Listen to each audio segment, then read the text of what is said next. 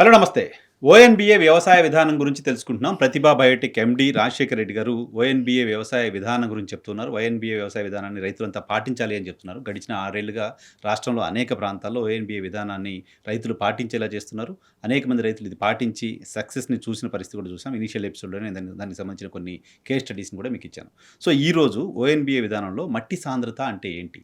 మట్టి సాంద్రత పంటలపైన ఏ రకమైన ప్రభావం చూపిస్తుంది కనుక్కుందాం. సార్ నమస్తే. నమస్తే. ఏంటి సార్ మట్టి సాంద్రత, దాని ప్రభావం ఇవన్నీ రైతులకు అర్థమయ్యేవి కాదు. కొంచెం సింప్లిఫై చేసి ఈ సాంద్రత ఏంటి? అది ఇంపాక్ట్ ఎలా ఉంటుంది పంటలపై? మట్టి సాంద్రత అనేది కూడా పంట మీద చాలా ఇంపాక్ట్ ఉంటుంది. దాని ప్రభావం చాలా ఎక్కువ ఉంటుంది. హుహు. రైతులకి తెలియని పదం ఇది. హ్మ్. కానీ అంటే వాళ్ళకేందంటే వాళ్ళకి తెలిసిన మొరటు భాషలో హ్మ్. గిడసబారినట్లు ఉండడము, గుల్లబారినట్లు ఉండడము 2 పదాలు తెలుసు. హ్మ్. హ్మ్. మట్టి గిడసబారిపోయిందని, హ్మ్. లేకపోతే గుల్లబారిపోయిందని. హ్మ్. మనం అనుకున్నాం కదా! ఇదివరకు దున్నినప్పుడు మనము 30 ఏళ్ల కిందట దున్నుతున్నప్పుడు నేల గుల్లబారినట్టు ఉండడం వల్ల పొడిగా బాగా పిగిలినట్లుగా వచ్చేది. మట్టి పిల్లలు పగిలిపోయేటి అని. హ్మ్. తర్వాత ఇప్పుడు దున్నుతుంటే ట్రాక్టర్‌తో దున్నినప్పుడు వచ్చే మట్టి బిడ్డలు కాలితో తంతే కాళ్ళు పగిలిపోతాయి గానీ, అది మట్టి పిల్ల పగలదు. పగలట్లేదు. హ్మ్. నడవలేము కూడా చెప్పులు లేకుండా. అలాంటి పరిస్థితి ఉంది కదా! హుహు. సో, దీంట్లో ఇమిడి ఉన్నదేందంటే సాంద్రత అనే ఒక పదం. ఓకే.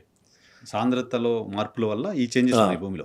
సాంద్రత అంటే ఇంగ్లీష్‌లో మనం డెన్సిటీ అని చెప్పుకుంటాము. హ్మ్. సో, తెలుగులో దాన్ని సాంద్రత అని పిలుచుకుంటాం. సాంద్రత అంటే ఏందంటే, ఒక పదార్థం యొక్క బరువు, దాన్ని అది ఎంత ప్రదేశాన్ని ఆక్రమించిందో దానితో మనం భాగిస్తే వచ్చేదే సాంద్రత. హుహు. హుహు. అంటే మనం డివైడెడ్ బై అంటాం కదా! హ్మ్. పైన వచ్చేసి పదార్థం యొక్క బరువు ఉంటుంది. హ్మ్. కింద వచ్చేసి ఆ పదార్థం ఎంత ప్రదేశాన్ని ఆక్రమించిందో అది ఉంటుంది. ఓకే. ఆ పరిమాణం. హ్మ్. సో, ఇలా బరువుని పరిమాణంతో భాగించినప్పుడు వచ్చేదే సాంద్రత. ఓకే. సో, ఈ సాంద్రత ఎంతగా పైరు మీద ప్రభావం చూపుతుంది అనేది రైతుకు తెలియాలంటే, ఈ మార్పులంటే మనం ఆల్రెడీ చెప్పాం. ఎలా మారుతూ వచ్చింది భూమి అనేది. సో, సాంద్రత గురించి తెలుసుకోవాలన్నది కూడా లాస్ట్ ఎపిసోడ్‌లో మనం ఒక చిన్న ప్రయోగం చెప్పాం. అది మళ్ళా ఒకసారి చెప్తా నేను. హ్మ్. అంటే వాటర్ బాటిల్‌లో ఆ! ఆ! సో, పరిమాణం ఇక్కడ ఏం తీసుకుంటున్నాం మనము, ఒక లీటర్ డబ్బా తీసుకుంటున్నాం. హ్మ్. లీటర్ డబ్బా తీసుకుంటున్నాము. లీటర్ డబ్బా తీసుకొని, లీటర్ డబ్బా అంటే 1000 ఎంఎల్ అంటే 1000 మిల్లీలీటర్లు. హ్మ్. దాని పరిమాణం అది. హ్మ్. 1000 మిల్లీలీటర్లు ఒక డబ్బా తీసుకుంటున్నాము. ఓకే. తీసుకొని అందులో పొడి మట్టిని, ఎటువంటి తేమ లేనటువంటి పొడి మట్టిని, ఎటువంటి రాళ్ళు, బెడ్డలు లేనటువంటి మట్టిని ఆ లీటర్ డబ్బాలో నింపుతున్నాం. ఓకే. అంటే అది ఒక లీటర్ ప్రదేశాన్ని ఆక్రమించిందని అర్థం. హ్మ్. హ్మ్. ఒక లీటర్ ప్రదేశాన్ని అది ఆక్రమించింది. అంటే దాని పరిమాణము 1000 ఎంఎల్. ఓకే. 1000 మిల్లీలీటర్లు దాని పరిమాణం హ్మ్. ఆక్రమించిందొచ్చేసి. హ్మ్. సో, తర్వాత ఆ ఆక్రమించిన దాన్ని ఒక లీటరు పాత్రలో ఆక్రమించిన ఆ మట్టిని హ్మ్. తీసుకెళ్ళి మనము దాని బరువు చూడాలి. హ్మ్. బరువు చూసిన దాన్ని మనము డివైడెడ్ బై ఉంటే దాని పైన మనము దాన్ని పెట్టాలి. అంటే ఆ బరువు తూచినప్పుడు సపోజ్ యాక్చువల్‌గా ఉండవలసిన సాంద్రత 1100 గ్రాములు, 1200 గ్రాములు ఉన్నాం. హ్మ్. సో, ఈ 1100 గ్రాములు, 1200 గ్రాములు డివైడెడ్ బై 1000 హ్మ్. చేసినప్పుడు మనకు 1.1, 1.2 వస్తది రిజల్ట్ వచ్చేసి. ఓకే. అది సాంద్రత. లవము, హారం అని మనం తెలుగులో అనుకుంటాం అవును. కదా! అవును. హ్మ్. ఆహ్, గణితంలో మనం చెప్పుకున్నప్పుడు లవము, హారం. హార్మోన్ లవము ప్లేస్‌లో మనము బరువు పెడతాము. హారము ప్లేస్‌లో మనము పరిమాణం. పరిమాణం పెడతాం. హ్మ్. సో, అక్కడ 1100 గ్రాములు హ్మ్. డివైడెడ్ బై 1000 1000 మిల్లీలీటర్లు. హ్మ్. భాగించినప్పుడు మనకు 1.1 వస్తుంది. లేదా 1.2 వస్తుంది. వస్తుంది. 1100 గ్రాములంటే 1.1 వస్తుంది. హ్మ్. 1200 గ్రాములంటే 1.2 వస్తుంది. 1.1 నుంచి 1.2 మధ్యలో ఉండాలి. 1.2 హ్మ్. ఈ మధ్యనే ఉండాలిది. హ్మ్. సో, ఈ మధ్య ఉందంటే అది నేల గుల్లబారినట్లు ఉండడము అని అర్థం. సాంద్రత ఎంత దాన్ని సా సాంద్రతగా చూస్తామా? దాని సాంద్రత అంటాం అనమాట. హుహు. 1.1, 1.2 అనేది ఇక్కడ సాంద్రత. ఓకే. అంటే గ్రాములు డివైడెడ్ బై పరిమాణం. మిల్లీలీటర్ క్యూబ్ అంటాం దాన్ని. హ్మ్. అంత రైతుకు అవసరం లేదు. 1.1, 1.2 గుర్తుపెట్టుకుంటే చాలు. ఈ 1.1, 1.2 ఎలా వచ్చిందంటే, హ్మ్.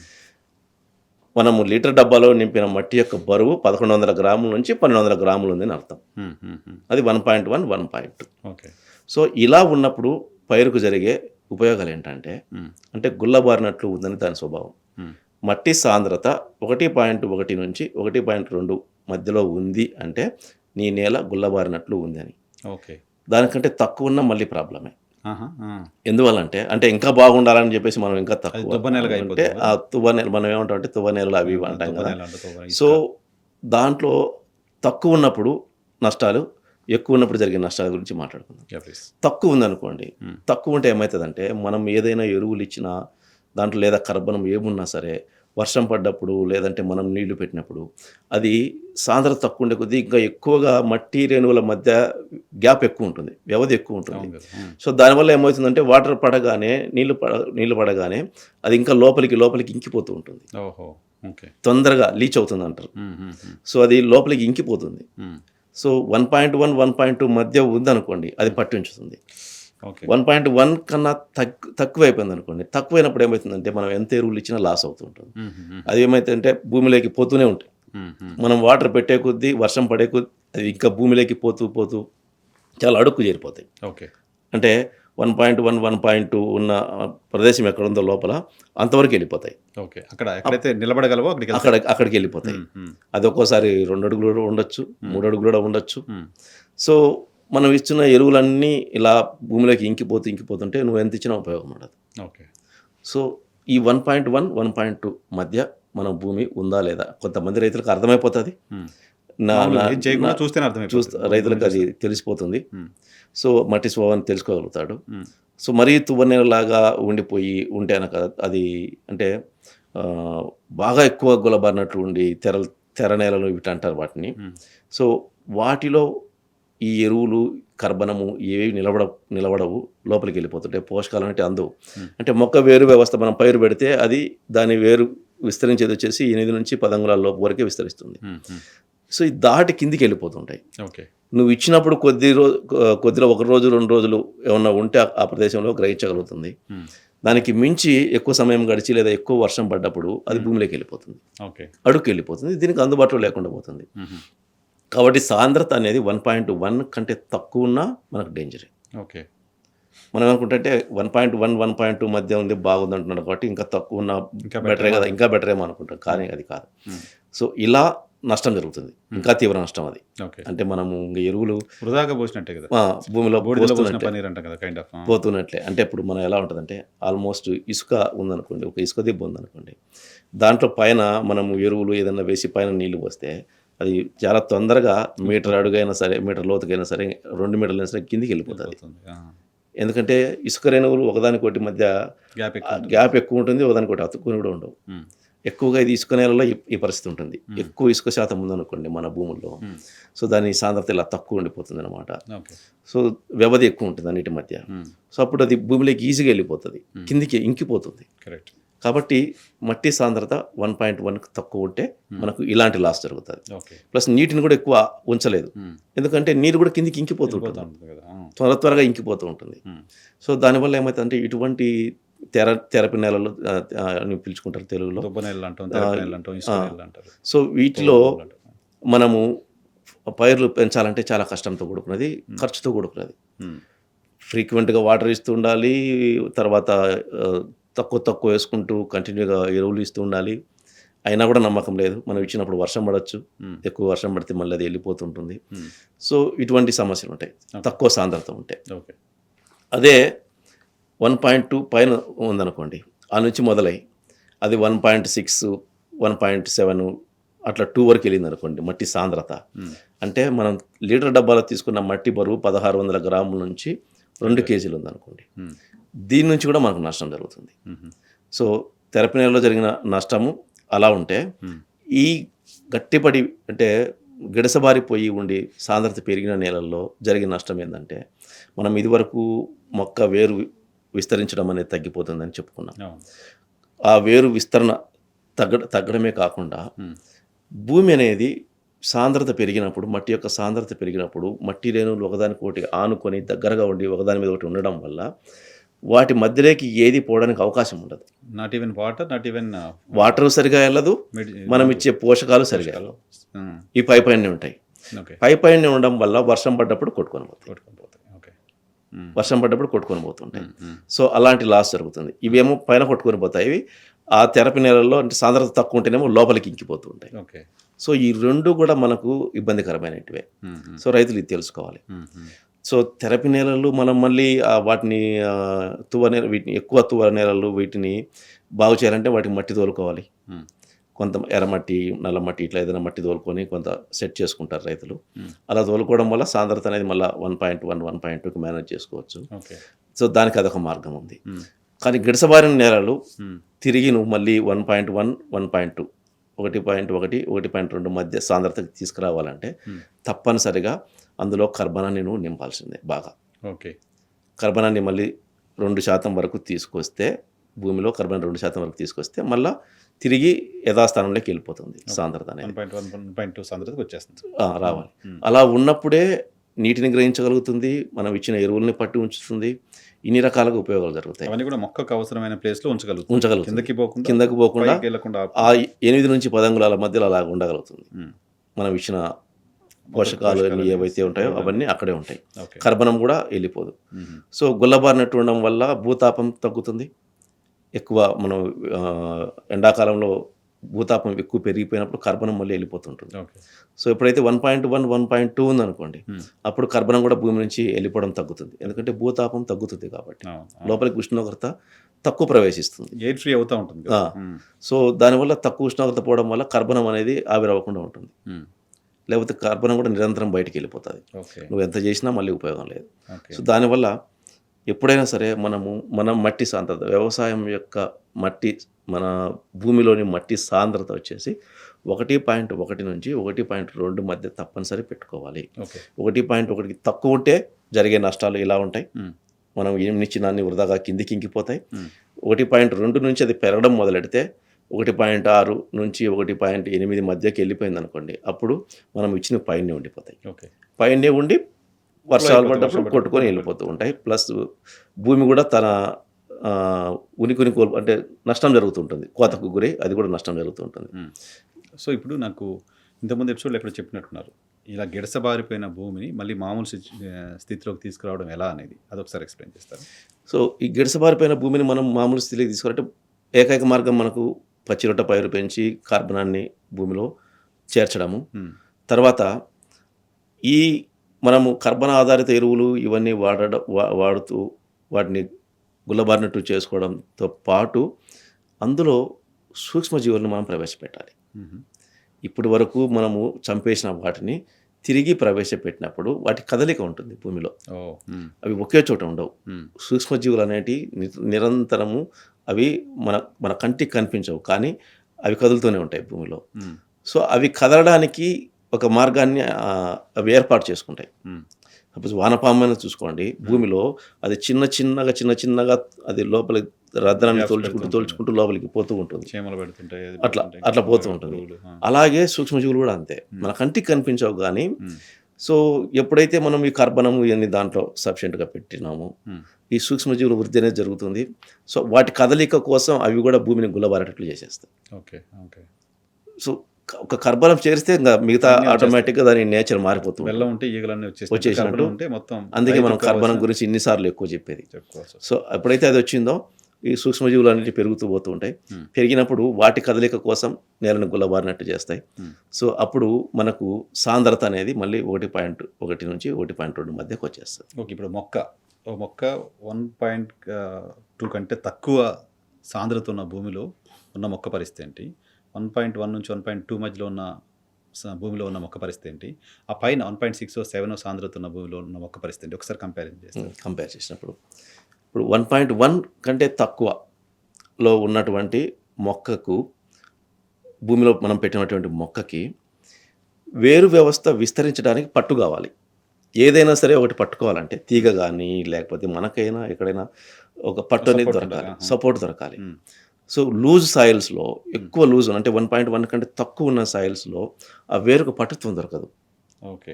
అది వేరు పాకు తేలాలి కదా, చిన్నగా పెరుగుతూ పోతుంటుంది, కానీ దానికి పట్టుత్వం దొరకదు. లూజ్ సాయిల్ అంతా ఉంటుంది కాబట్టి ఇక్కడ పట్టు దొరకదు. పట్టు దొరకదు, కొన్ని పర్టికులర్ మొక్కలు ఏదో పెరుగుతాయి, రెగ్యులర్ పంటలు వేయలేము. వేయలేం. ఉమ్, సో పట్టు దొరకదు దానికి. ఉమ్, సో పట్టు దొరకదు కాబట్టి అదేమవుతుందంటే దానికి పట్టు దొరకనప్పుడు పాకడానికి కూడా దానికి అవకాశం ఉండదు. ఉమ్, మనకి ఎట్ట గిడసబారిన నేలల్లో వేరు వ్యవస్థ విస్తరించకుండా ఆగిపోతుందో ఉమ్, లూజ్ సాయిల్స్లో కూడా వేరు వ్యవస్థ విస్తరించదు.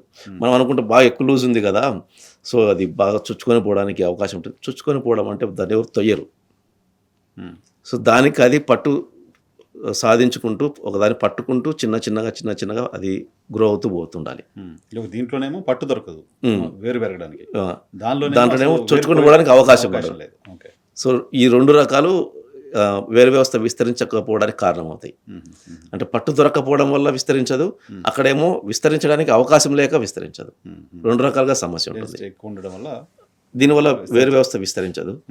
అదొకటి కాకుండా ఇందాక మనం చెప్పుకున్నట్లు పోషకాలు అనేటివి ఎక్కువ రోజులు అక్కడ నిలువ ఉండదు. మనం ఇచ్చినటివి కూడా లీచ్ అయిపోయి అది గ్రహించడానికి కూడా అవకాశం ఉండదు.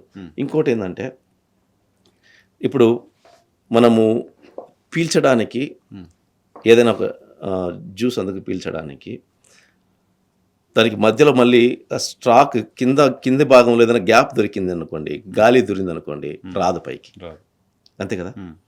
సో వేర్లు ఏం చేస్తాయి, నీటిని కానీ ఆహారాన్ని కానీ పీల్చుతాయి. ఎప్పుడైతే ఎక్కువ తెరపు ఉందనుకోండి, అక్కడ ఏమవుతుంది, గాలి ఎక్కువ ఉంటుంది. సో పోషకాలు తీసుకోలేదు అది. సో అది పీల్చడానికి అవకాశం తగ్గిపోతుంది. ఓకే. సింపుల్, మనము స్ట్రా పెట్టుకొని తాగుతుంటాం, అడుగు భాగాన గాలి తగలినంత వరకు ఫుల్గా వచ్చేస్తుంది స్ట్రాలోంచి పైకి. కరెక్ట్. అదే కింద గాలి జూరింది అనుకోండి, రావడం ఆగిపోతుంది. అట్లాగే ఇక్కడ కూడా అంతే. సో ఆ వేర్లు అనేటివి స్ట్రా లాగా పీల్చేటివి. సో పీల్చుతున్నప్పుడు అక్కడ గాలి ఎక్కువ ఉందనుకోండి, తెరప నెలలో గాలి ఎక్కువ ఉంటుంది, ఆ గాలి ఎక్కువ ఉన్నప్పుడు పీల్చుకోవడానికి దానికి అవకాశం తగ్గిపోతుంది. అవకాశం తగ్గడం వల్ల పీల్చే గుణానికి దానికి పీల్చడానికి అవకాశమే లేకుండా పోతుంది, చాలా తక్కువ అవకాశం ఉంటుంది. సో ఆ రకంగా కూడా లాస్ ఉంటుంది. 1.1 కంటే తక్కువ ఉన్నప్పుడు ఉన్న దాటిని కూడా సరిగ్గా తీసుకోలేదు మొక్క. ఆ పీల్చే గుణం మొక్కకు ఉన్న అవకాశం తగ్గిపోతుంది అక్కడ. సో ఆ ప్రకారము ఉన్న వాటిని కూడా గ్రహించే శక్తిని మొక్క కోల్పోతుంది అనమాట. సో అలా 1.1 ఉన్నప్పుడు ఆ నష్టం జరుగుతుంది. 1.2 దాటి ఉన్నప్పుడు ఇందాక మనం అనుకున్నట్టు మొక్క వేరు వ్యవస్థ అనేటివి పాకుతూ పోవడానికి, లోపల విస్తరించడానికి ఎలా దానికి పట్టు కావాలనో పట్టుతో పాటు అది ఈజీగా చొచ్చుకొని పోవడానికి అవకాశం ఉండాలి. గ్యాప్స్ ఉండవు కదా అసలు. లైక్ ఐరన్ గిడసబారిపోయిన నేలలో ఏమవుతుందంటే మట్టి పొరల మధ్య వ్యవధి ఉండదు. సో దానివల్ల ఏమవుతుందంటే ఇది పోవాలనుకున్నా, విస్తరించాలనుకున్నా దానికి అవకాశం లేక ఆగిపోతుంది. సో తక్కువ ఏరియాకే పరిమితం అయిపోతుంది. ఈ తక్కువ ఏరియాకే పరిమితం అయిపోయినప్పుడు ఏమవుతుందంటే ఎంతవరకు పోయిందో వేరు వ్యవస్థ ఆ ప్రదేశంలో ఉన్న పోషకాలు మాత్రమే అది గ్రహించగలుగుతుంది. ఎక్కువ దూరం పోవట్లేదు కదా. సో దానివల్ల ఏమవుతుంది, ఆ తక్కువ ప్రదేశంలో దానికి సరిపడా ఎరువులు ఇవ్వాలంటే నువ్వు ఎక్కువ వేయాలి. సో ఈ కారణం చేత రైతుకు తెలియకుండానే ఎరువులు ఎక్కువ వేసుకుంటూ వచ్చాడు. అది విస్తరించే ఏరియా తగ్గుతూ వచ్చేసరికి సరిపోవట్లేదు కదా అని పెంచుకుంటూ పోతున్నాడు. ఎందుకు సరిపోవట్లేదు అనేది రైతు అర్థం చేసుకోలేదు. భూమిని ఇంకా అనారోగ్యం పాలు చేస్తూ తెలియక. ఇప్పుడు ఇక్కడ మీరు 1.1 కంటే తక్కువ సాంద్రత ఉన్న భూములో వ్యవసాయం సాధ్యం కాదు ఇబ్బందిగా ఉంటుంది. బట్ నేను ఇజ్రాయెల్ టెక్నాలజీ అని చూశాను, ఇక్కడ విన్నాను. ఇజ్రాయెల్లో మొత్తం ఆల్మోస్ట్ మీకు ఎడారుల్లోనే సాగు చేస్తూ ఉంటారు, ఇసుకలోనే పండిస్తుంటారు, అద్భుతాలు సృష్టిస్తారని చెప్పారు. అంటే అక్కడ నాకు తెలిసి 0.5 కూడా ఉండదు సాంద్రత. మరి ఎక్కడ చేయగలుగుతున్నారు వాళ్ళు? యాక్చువల్గా వాళ్ళు ఏం చేస్తారంటే వాళ్ళ irrigation system separate, complete drip irrigation పెట్టేసి వాళ్ళు ఏం చేస్తారంటే, అంటే పూర్తి ఇసుకలో ఉండదు. ఇజ్రాయెల్లో వ్యవసాయం కూడా పూర్తి ఇసుకలో ఉండదు. వాళ్ళకు కూడా మట్టి ఉంది.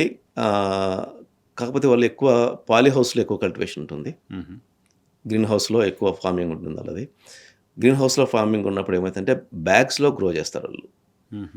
ఒక బ్యాగ్ పెట్టి అందులో మట్టి బ్యాగ్లో పెట్టేసి, సో దాంట్లో కంట్రోల్డ్ అనమాట. ఇక ఆ మొక్కకు సంబంధించి ఆ బ్యాగ్లో దాంట్లో క్యాప్సికమ్, ఫ్లవర్ సంబంధించిందా లేకపోతే టొమాటో సంబంధించిన ప్లాంట్ దాంట్లో పెడతారు. మీరు కావాల్సింటే ఇజ్రాయెల్ టెక్నాలజీ సంబంధించిన కల్టివేషన్ చూడండి, మనకు మొత్తం అదే వస్తుంది. ఆల్మోస్ట్ గ్రీన్ హౌస్లే ఉంటాయి.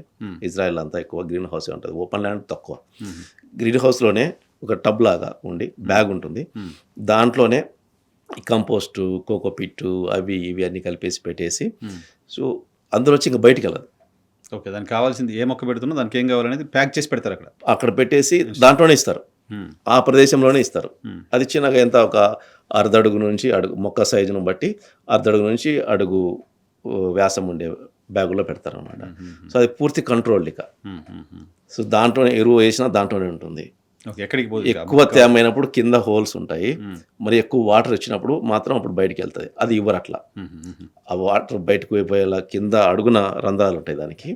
సో అంతవరకు ఇవ్వరు వాటర్ కూడా. మ్మ్. పైన ఇస్తే అక్కడ చేరుకునేంత వరకు ఇస్తారు. అది రెగ్యులర్గా ఇస్తూనే ఉంటారు అనమాట. మ్మ్. సో అందువల్ల అది ఇంకా కంట్రోల్ అలా రూట్ సిస్టమ్ కూడా ఎప్పటికీ దానికి అందుబాటులో ఉంటాయండి మిగతా సో ఇప్పుడు దాన్ని సాంద్రత pH చూస్తే కూడా 1.1 1.2 మధ్య ఉంటుంది. ఓకే. సో ఒకవేళ తక్కువ ఉన్నా అదేమవుతుందంటే ఆ బ్యాగ్ ఒకటి ఆపేస్తుంది, ఇంకా బయటికి వెళ్ళదు కదా. కదా. ఓకే. ఆ వేరు వ్యవస్థ ఎంత దూరం వెళ్తుందో అని అనుకుంటారు. బ్యాగ్ లో ఉన్న మట్టి సాంద్రతే చూడాలి మనం, అంతే, మిగతా భూమి అవసరం లేదు. ప్లస్ తక్కువ ఉన్నా కూడా మనం ఇచ్చే వాటర్ కానీ లేకపోతే ఎరువులు కానీ ఆ బ్యాగ్ దాటి బయట పోవట్లా. కదా. ఓకే. అదే ఇంకా లోతుకుండి ఆ బ్యాగ్ ఒక 2 అడుగులు ఉందనుకుందాం అనుకో, కానీ పైన 8 అంగుళాల వరకే ఉందనుకుందాము వేరు వ్యవస్థ, మనం అందులో ఇచ్చినా కూడా అది కిందికి వెళ్ళిపోతుంది. కానీ దాన్ని పరిమితం చేస్తారు. మహా అంటే 10 అంగుళాలే ఉంటుంది ఆ బ్యాగ్ ఎత్తు, 10 అంగుళాలే ఉంటుంది, అక్కడికి అరెస్ట్ అయిపోతుంది ఇక. సో దాని చుట్టూ అరెస్ట్ చేసేస్తాం, బయటికి వాటర్ పోకుండా, పోషకాలు బయటికి పోకుండా. ఈవెన్ తక్కువ ఉన్నా సరే, మట్టి సాంద్రత అందులో ఇచ్చేదాని సంగతి తక్కువ ఉన్నా సరే, అవి బయటికి పోకుండా ఉండడం కోసం బ్యాగులో పెడతారు. ఓకే. గ్రో బ్యాగ్స్ అంటారు వాటిని.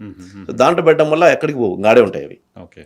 సో ప్లస్ వాళ్ళు వాటర్ ఇచ్చినప్పుడు ఏం చేస్తారంటే, మనము డ్రిప్లో ఎరువులు ఇచ్చే విధానం వేరు, వాళ్ళు ఇచ్చే విధానం వేరు. అది ఇప్పుడు మన ఆర్ఎం కిసాన్ సెంటర్ ఎక్కడైతే రీసెర్చ్ సెంటర్ పెట్టామో ఆ పద్ధతి మనం ఇక్కడ అవలంబిస్తున్నాం. మనం వాటర్ ఇచ్చేటప్పుడు డ్రిప్లో ప్రతి నీటి బొట్టుతో పాటు ఎరువులు ఇవ్వాలి మనం. ఓకే. మన వాళ్ళు ఏం చేస్తారంటే ముందు ఎంటీ వాటర్ ఇచ్చేస్తారు, ఉత్త వాటర్ నీళ్ళు ఇస్తారు. నీళ్ళు ఇచ్చి లాస్ట్లో ఆపేస్తామనగా ఒక 10-15 నిమిషాలు ఎరువులు వదులుతారు డ్రిప్లో. అది అయిపోయిన తర్వాత మళ్ళీ ఒక 10-15 నిమిషాలు మళ్ళీ ఓన్లీ వాటర్ ఇస్తారనమాట. ఓకే. సో ఏమవుతుందంటే డిపాజిట్స్ ఇలా ఏర్పడుతూ పోతాయి. ముందు ఎంటీ వాటర్ ఇచ్చినప్పుడు అంత ముందు నువ్వు ఇచ్చిన ఫర్టిలైజర్ వాటర్ ఇలా కిందికి ఇంకుతున్నప్పుడు ఆ ఫర్టిలైజర్ని కిందికి నెడుతుంది. నువ్వు ఒక్కసారిగా ఇచ్చున్నావు ఒక 10 నిమిషాల్లో, అది ఒక చోట ఒక నిక్షిప్తమై ఉంటుంది. ఓకే. నువ్వు ఎప్పుడైతే మళ్ళీ నెక్స్ట్ టైం ఇచ్చినప్పుడు నువ్వు పైన వాటర్ ఇస్తావో, కంటిన్యూగా ఒక 1-2 గంటలు ఇచ్చినప్పుడు ఆ పైన నుంచి వాటర్ ఇలా కిందికి ఇంకుతున్నప్పుడు ఆ ఫర్టిలైజర్ కూడా కిందికి నెట్టేస్తుంది. ఓకే. అలా ఇవ్వకూడదు. వాళ్ళు ఇజ్రాయెల్లో వాళ్ళు ఏం చేస్తారంటే నువ్వు ఎంత ఎరువు ఇవ్వాలనుకుంటున్నావో ఆ ఎరువు మొత్తాన్ని వాటర్లో అంతా వెళ్ళిపోయేటట్టు చేస్తారు. ఓకే. ఎంత క్వాంటిటీ వాటర్ ఇస్తున్నామో అంత క్వాంటిటీ వాటర్లో ఆ ఎరువు వెళ్ళిపోవాలి. ఎవ్రీ డ్రాప్ ఆఫ్ వాటర్లోనూ లిక్విడ్ ఉంటుంది, ఫర్టిలైజర్ ఉంటుంది. ఓకే. డైల్యూట్ ఎక్కువ అయినా కూడా ఇబ్బంది లేదు, అంటే ప్రతి నీటి బొట్టులో కూడా అది ఉంటుంది కాబట్టి మొత్తం సమానంగా ఉంటుంది. యూటిలిటీ ఉంటుంది కదా, 100% యూటిలిటీ. సో అది మన వాళ్ళకు తెలియదు. మన వాళ్ళు ఏంటంటే నేను చాలామందికి కూడా చెప్పాను, ఇలా చేయండి మీరు, ఒకసారి మొత్తం 2-3 గంటలు ఉత్త వాటర్ ఇచ్చేసి నీళ్ళు ఇచ్చేసి మళ్ళీ ఒక 10-15 నిమిషాలు ఎరువులు వదలడము ఒక ట్యాంకులోంచి, ఫిల్టర్లోంచి. అది అయిపోయినాక మళ్ళీ 10-15 నిమిషాలు డ్రిప్ లైన్లలోంచి ఎరువులు క్లియర్ అవ్వాలని చెప్పేసి మళ్ళీ 10-15 నిమిషాలు పంపించడము చేసి ఆపేస్తారు. సో 10 నిమిషాల్లో ఇవ్వడం వల్ల కాన్సన్ట్రేటెడ్ ఎరువు మాత్రం ఒక చోట పొరగా ఏర్పడుతుంది. పొరగా ఏర్పడుతుంది. మళ్ళీ నువ్వు వాటర్ 4-5 రోజుల్లో ఇచ్చేలోపు అక్కడ పొరగా ఏర్పడిన దాన్ని అది మొక్క తీసుకుంటుంది, అప్పటికే ఒకే చోట ఉంటుంది. అది అంత వేరు వ్యవస్థకి అంతగా అందుబాటులో ఉండదు, ఒక చోట ఉంటుంది. సో వాటర్ ఇవ్వగానే కిందికి దాన్ని నెట్టేస్తుంది. ఓకే. పొరలుగా అది కిందికి వెళ్ళిపోతూ ఉంటుంది. ఇట్లా ఒక పొర 2 పొరలు ఇట్లా ఉంటాయి కదా, అవి కిందికి ఇలా వెళ్ళిపోతూ ఉంటుంది. అదే నువ్వు ప్రతి నీటి బొట్టుతో పాటు ఎరువు పంపించినప్పుడు ఇంకెక్కడా అదేమి పొరలు ఏం లేదు, నువ్వు ఎంత ఏరియాలో ఇస్తున్నావో ఆ మొత్తము ఫర్టిలైజర్ ఉంటుంది. ఓకే. అవి సరిపడా మొత్తం ప్రతి భాగము మట్టిలో ఉన్న ప్రతి రేణువు దానికి ఎరువు పోషకాలు అంటుకుంటాయి. సో ఇలా ఇవ్వాలి. సో ఇజ్రాయెల్లో ఆ టెక్నాలజీ పాటిస్తారు వాళ్ళు. అంటే గ్రో బ్యాగ్స్లో వాడే కంపోస్టు, కోకోపిట్టు వాటికి సాంద్రత తక్కువ ఉంటుంది. తక్కువ ఉన్నా దాన్ని అరెస్ట్ చేస్తున్నాడు, బయటికి వెళ్ళిపోకుండా ఒక దగ్గర ఉండేలా చేస్తున్నారు. సో అందులోనే ఉండిపోతాయి అనమాట. సో అక్కడ ఆ టెక్నాలజీ పడతారు ఇజ్రాయెల్లో. ఓపెన్ ల్యాండ్లో చేసినప్పుడు అది కుదరదు. ఓపెన్ ల్యాండ్లో కోకోపిట్లో పెట్టామనుకోండి, అది 2 అడుగులు లోతు ఉండి చుట్టూ ఇట్లా పక్కన దానికి అంతా మళ్ళీ పక్క పోవడానికి కూడా అవకాశం ఉందనుకోండి, కోకోపిట్లో పెడితే రాదు. సో కోకోపిట్లో మనం గ్రో చేసేటప్పటికి తప్పనిసరి అరెస్ట్ చేయాల్సింది దాన్ని. దాని చుట్టూ అడుగు ఇట్లా వెడల్పు ఉంటుంది బ్యాగు, 10 అంగుళాలు లేదా 8 అంగుళాలు బ్యాగు ఎత్తు ఉంటుంది. సో వేరు వ్యవస్థ ఎంతవరకు ఉంటుందో అంతవరకు ఏదైనా ఉంటుంది. సో అన్నీ అక్కడే ఉంటాయి. ఒక క్వాలిటీ హెల్దీ సాయిల్లో అది పెరుగుతూ ఉంటుంది. కంట్రోల్డ్ అనమాట, కంట్రోల్డ్ అది. సో ఇజ్రాయెల్లో వాళ్ళు వాడే టెక్నాలజీ అది. వాళ్ళు కంపల్షన్ కాబట్టి ఇంకా తప్పదు, మన భూమి ఉంది కాబట్టి మనం భూమిని బాగు చేస్తాం. వాళ్ళు ఓపెన్ ల్యాండ్లో కాటన్ ఇవన్నీ వేసినా కూడా అది మట్టి ఉంటుంది అక్కడ. అక్కడ కూడా కాటన్ కల్టివేషన్ ఉంటుంది. మ్మ్. కానీ అక్కడ మట్టి ఉంటుంది. ఇజ్రాయెల్ అంటే మొత్తం ఎడారి ఏం కాదు అది. మ్మ్. అక్కడ కూడా ఓపెన్ ల్యాండ్ ఉంటుంది. అక్కడ కూడా డ్రిప్ వేస్తారు అయితే వాళ్ళు. ఓకే డ్రిప్ ద్వారానే వాళ్ళు ఇచ్చేది. Okay right sir thank you. అయితే మట్టి సాంద్రత అంటే ఏంటి, మట్టి సాంద్రతని బట్టి భూములకు సంబంధించిన ఫెర్టిలిటీ ఎలా ఉంటుందనేది తెలుసుకున్నాం. ఇటు మట్టిలో అలాగే వాటర్లో ఉదజని స్థాయి పిహెచ్ అంటే ఏంటి, ఉదజని స్థాయి పిహెచ్ అంటే ఏంటి, దాని ఇంపాక్ట్ ఎలా ఉదజని ఉంటుందో నెక్స్ట్ నెక్స్ట్ ఎపిసోడ్లో తెలుసుకుందాం. ఉదజని దాని గురించి. ఉదజని గురించి. Right sir thank you.